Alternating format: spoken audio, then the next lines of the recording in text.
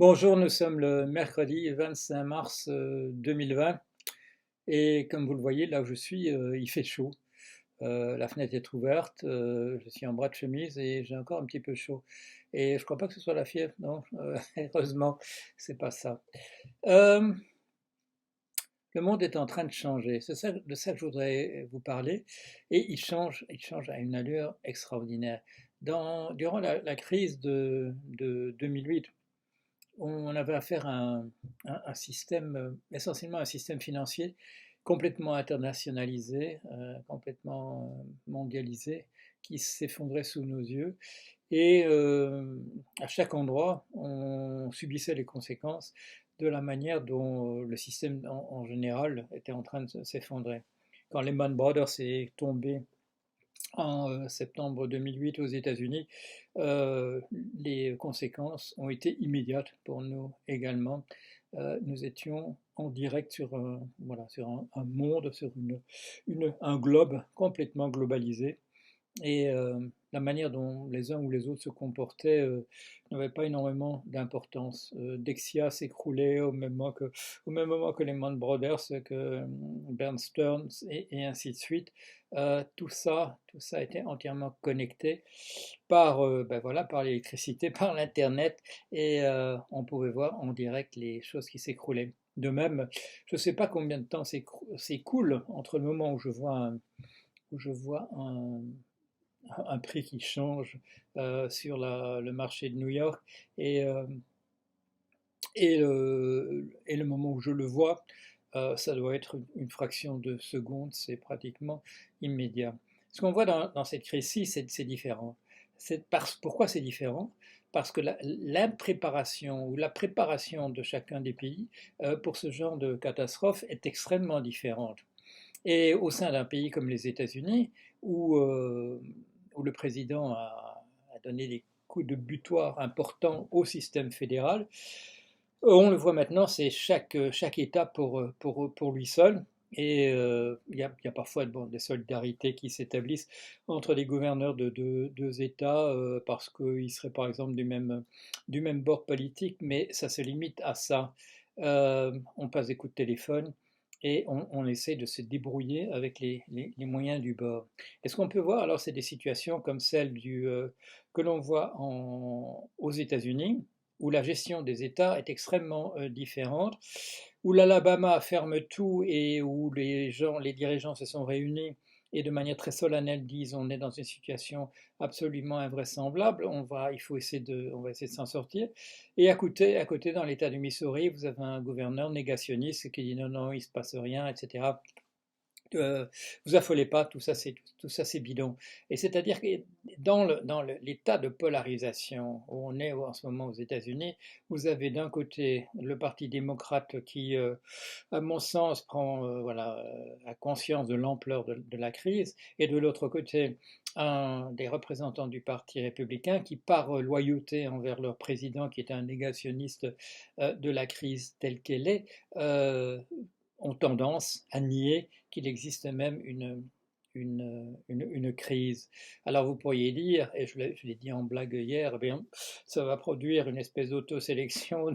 Les républicains vont disparaître entièrement et puis il n'y aura plus que les démocrates et ils pourront voter pour quelqu'un d'autre. Mais vous savez pourquoi c'est une blague?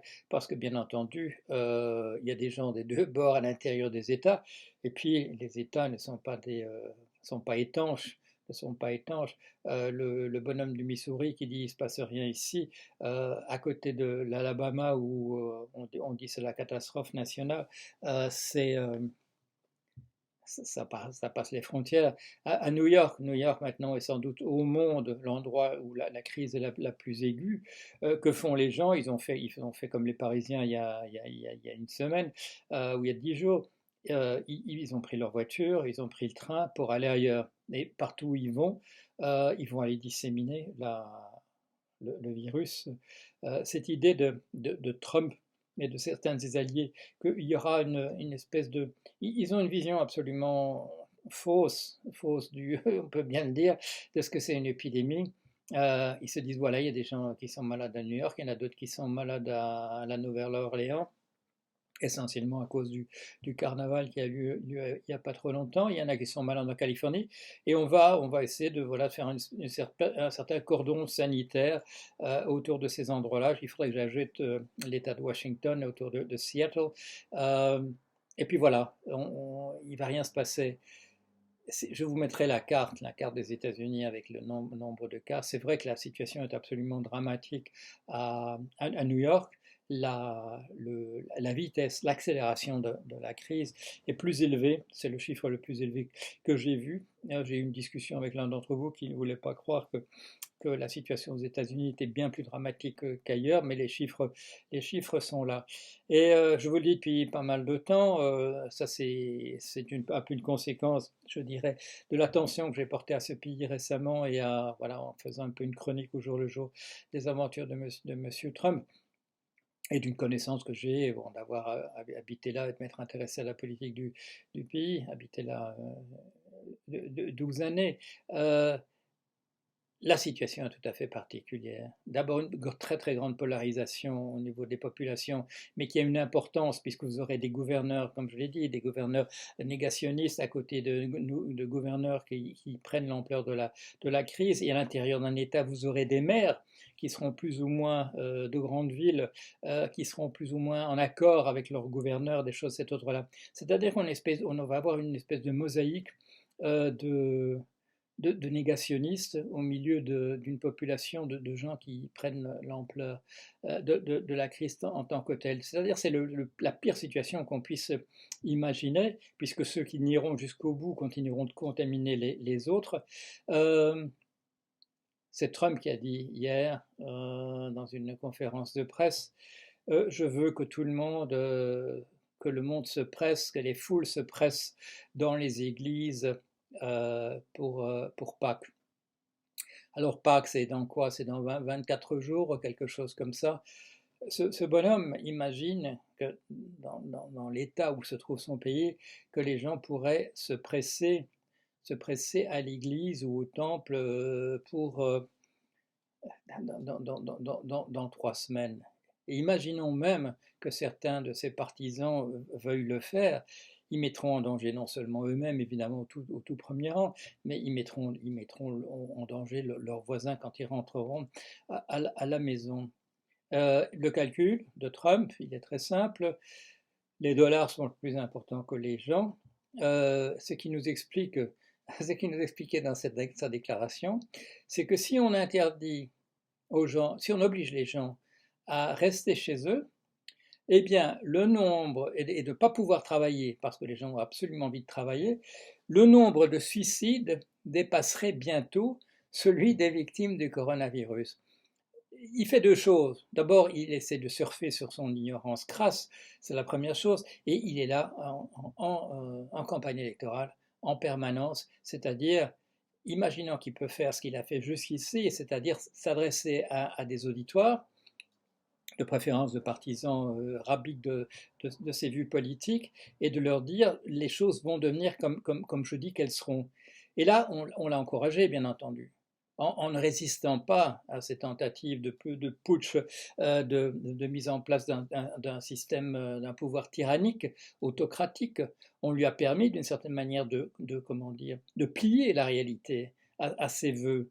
Et donc il a pris l'habitude de se dire, eh bien, même si ce n'est pas vrai, ça va devenir vrai parce que je suis le président et que je pourrais faire en sorte que ça devienne vrai. Ce qu'il ne voit pas, c'est les limites. C'est les limites d'un virus qui n'écoutera pas, qui ignorera complètement ce qu'il peut raconter, parce qu'il n'a aucun pouvoir là-dessus. Alors il dit que ce virus n'existe pas, c'est une affabulation, ou bien il se précipite voilà, sur l'histoire de la chloroquine et il va nous dire prenez-en, et le lendemain il y a un gars qui a trouvé en fait un truc pour nettoyer son aquarium et qui a regardé la composition et qui a avalé ça et qui en est mort. Et sa femme était à ce point malade qu'elle a pu tout juste, elle en est réchappée, elle a pu tout juste appeler le SAMU au téléphone et à ma connaissance, elle vit toujours. Je ne vais pas entrer dans des considérations de type biologique, je n'y connais absolument rien, je ne vais pas vous parler de ça. Alors certains d'entre vous m'envoient des mails en disant: «Oui, mais vous avez accepté de parler de tas d'autres choses, pourquoi vous ne parlez pas de ça?» C'est différent, c'est vrai, bon, j'ai acquis une spécialité, une certaine expertise dans un certain nombre de domaines qui peuvent apparaître être extrêmement différents, je ne sais pas, disons la psychanalyse et la finance, mais sur chacun de ces sujets dont je parle, j'ai lu des centaines d'ouvrages. Sur la question des virus, j'y connais absolument rien. J'ai dû lire bon, peut-être plus d'articles que la plupart des gens, mais ça ne fait pas de moi du tout une autorité. Je ne sais pas du tout. Je sais pas du tout si la chloroquine a un effet ou non. J'en sais rien. Euh, j'ai été un consommateur de Nivaquine, c'est-à-dire en fait voilà, du médicament contre la malariale, contre le paludisme quand j'habitais en Afrique. J'en ai pris pendant 2 ans, effectivement, j'en suis pas mort. On m'a aidé avec par quelques piqûres massives au moment où j'ai quand même attrapé la malaria. Et n'attrapez pas la malaria, c'est vraiment une saloperie. On a tellement de température qu'on délire. Et surtout, ça inquiète beaucoup les gens. On est soi-même assez dans les vapes, même si c'est désagréable, mais ça inquiète surtout les gens autour de soi. Euh, je ne connais rien à ce sujet-là. Donc, je suis dans une situation différente, si vous voulez, de quand j'ai parlé de la crise des subprimes. Non seulement je connaissais le sujet, mais j'étais dans les banques voilà, qui étaient au cœur du réacteur. Quand j'ai parlé, quand j'étais considéré un peu comme une autorité lors de la crise de l'euro, voilà, c'est un sujet que je connaissais très très bien. Ici, non. Comme vous voyez sur le blog, je laisse la parole aux autres. J'essaye d'inviter des gens qui ont une bonne connaissance, des physiciens comme Tim Yotta, des ingénieurs pointus comme Alexis Toulet, voilà, qui nous parlent de ça. Que les médecins ont la possibilité de dire aussi ce qu'ils en pensent. Moi, je peux juste jouer le rôle, je dirais, de chef d'orchestre ou comment dire, de gestionnaire d'un hôpital de campagne. Je peux dire aux gens, j'organise un espace et dans cet espace, on va pouvoir discuter et on va pouvoir avancer. Et ça, c'est un peu aussi, ça c'est surtout, je dirais, le but que je m'étais donné en faisant cette vidéo. Est-ce qu'il y a moyen de faire mieux? Est-ce qu'il y a moyen de faire mieux que ce qu'on fait? euh, il y a beaucoup de gens qui ont rigolé ou qui ont dit que c'était un canular quand j'ai relayé, communiqué cette recette pour faire ce patron pour faire des masques. Maintenant, un peu partout aux États-Unis, les gens font la même chose. Donc, c'était pas une mauvaise idée.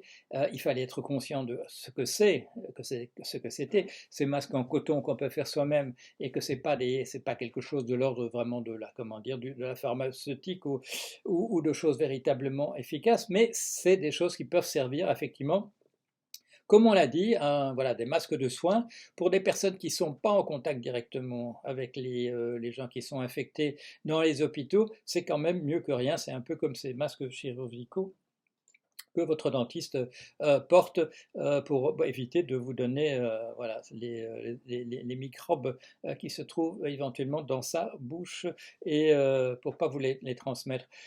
Est-ce qu'il y a moyen de faire mieux? Les deux expériences d'hier, les deux vidéos que j'ai faites avant-hier avec Frédéric Tadei en compagnie de Gaël Giraud, vous avez vu, et celle que j'ai faite en direct avec Ruffin, je crois que ça sert à quelque chose. Vous le faites, je dirais, en votant avec vos pieds, en allant voir ces choses.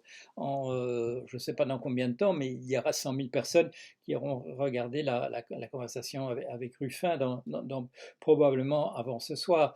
On va vers des chiffres de ce type-là, un peu plus lentement du côté de Tadi, mais on va arriver à le faire. Et là c'est bien, on partage de l'information, on réfléchit ensemble. Dans les deux cas, c'était un petit peu à propos du livre qui sort sans sortir, Comment sauver le genre humain que j'ai écrit avec Vincent Burnand-Galpin. Mais on peut continuer à le faire. On peut continuer à le faire. J'aimerais bien en vidéo, moi, arriver à faire ça, mais j'ai compris en voyant euh,